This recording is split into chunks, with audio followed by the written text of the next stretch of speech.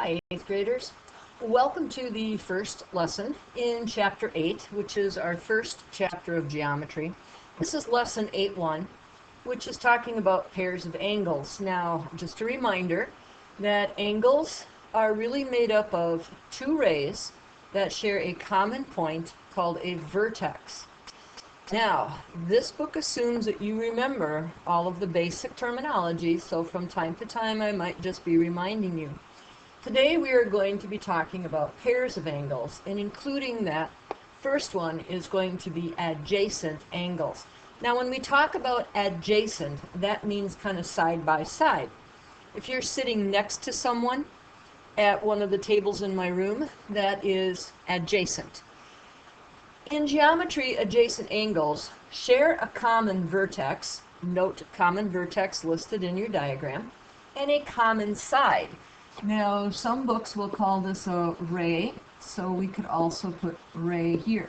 Now, if you'll notice, the ray is between the two angles.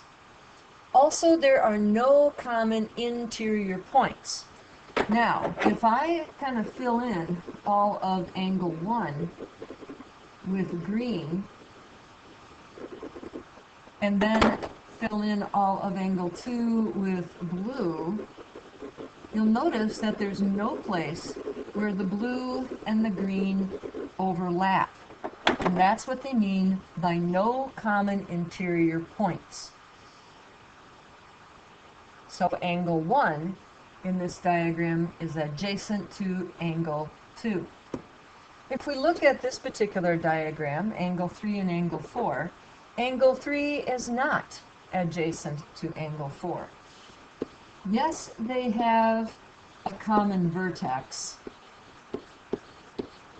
but remember, there are two conditions that they have to have. Actually, there's three.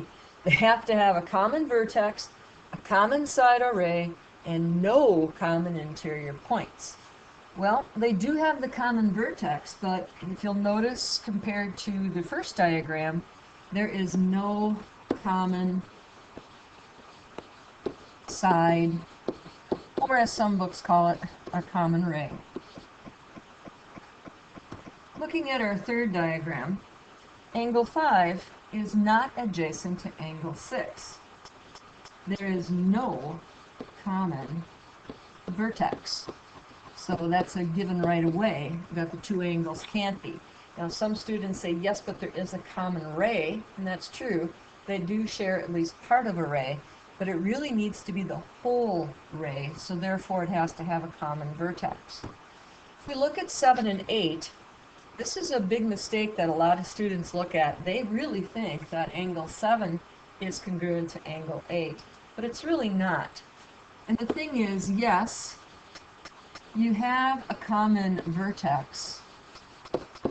Yes, you have a common ray, or side. I know our book says side. Actually, this bottom ray down here would be considered a common ray, but again, usually the common ray is in between the two angles. The problem here is that they have common interior points.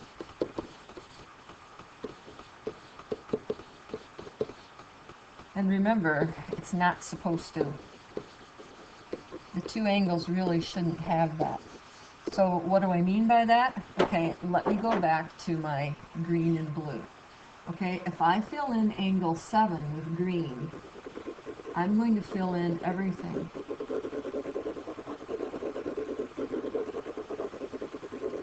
Now if you do this with a highlighter, it's even more fun. Now if I take blue and fill in angle 8, see what happens? Notice something? The blue and the green are in the same place, and that means you've got common interior points, and you cannot have that if you're going to have adjacent angles. The next relationship between angles is called vertical angles. Vertical angles are formed by two intersecting lines. They are opposite each other. So in this particular diagram, angle 3 and angle 1 are vertical angles. They are opposite one another. Now you'll also notice that it tells us that they have to be congruent. In other words, they have the same measure. Well, anytime that you have two intersecting lines like this, you are actually going to form two pairs of vertical angles. Can you figure out where the other pair is? Yes, angle 2 and angle 4 are also vertical angles. They are opposite one another. I always tell students to look for the idea of the V and then look for its reflection. Now, because they have to be congruent, that means angle 1 is congruent to, that's our symbol for congruent, angle 3. This means is congruent to. We don't say equal because then they would actually be the same angle, and that's really not true. And of course, angle 2 is congruent to angle 4. That also means if I know that the measure of angle 1 is 30 degrees, then the measure, whoops, got an N there, then the measure of angle 3 also has to be how big? Yes, 30 degrees. So if the measure of angle 3 is 150 degrees, then the measure of angle 4 has to be how much, class? Yes, 150 degrees. This little symbol here means the measure of, don't know if you remember that, the measure of angle and then whatever measure it is. Okay, so that little M in front of the angle symbol means the measure of that angle. Don't know if you remember that from next year. Our third relationship between two angles is called supplementary. Supplementary is when there are two angles whose measures add up to 180 degrees. You might remember this from last year that I told you that the angles form a straight angle. And I said, think of it this way. Supplements make straight. Supplements, got that S sound, make straight angles. Now, if we have angle XQY and angle YQZ, they are going to be supplementary angles.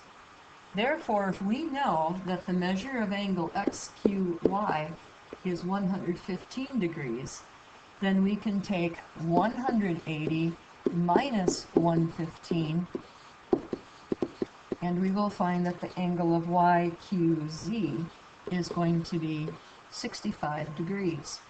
They are supplementary. 115 plus 65 will equal 180. The last relationship we're going to talk about is complementary angles. This is when you have two angles whose measures add up to 90 degrees. In other words, the angles form a right angle, and we say that they are formed by perpendicular rays or perpendicular lines. In this particular diagram, we have rays. Now, you might remember, I told you this last year, it's not quite the same spelling, but it is always right, and that's the type of angle you form to make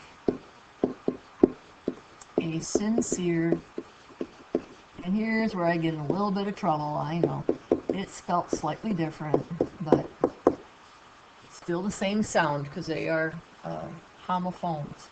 Okay, and it's always right to make a sincere compliment. In this particular diagram, angle ANB, which is really this angle right here, and angle BNC, which is this particular angle down here, are complementary angles. If we know that the measure of angle BNC is 40 degrees, because they have to add up to 90, we can take 90 minus 40, and we'll find out that the measure of angle BNA is going to be how big? Yes, 50 degrees.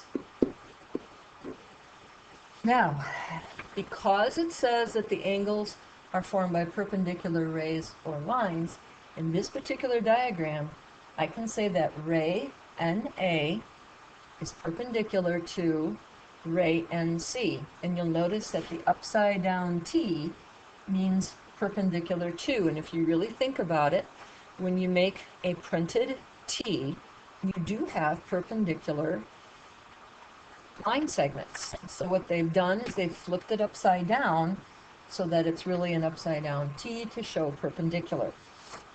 Now, many times in the diagrams, they are going to be using a combination of supplementary and complementary in the same figure. But this is the end of lesson 8.1. Please reply with apples. Scouting out.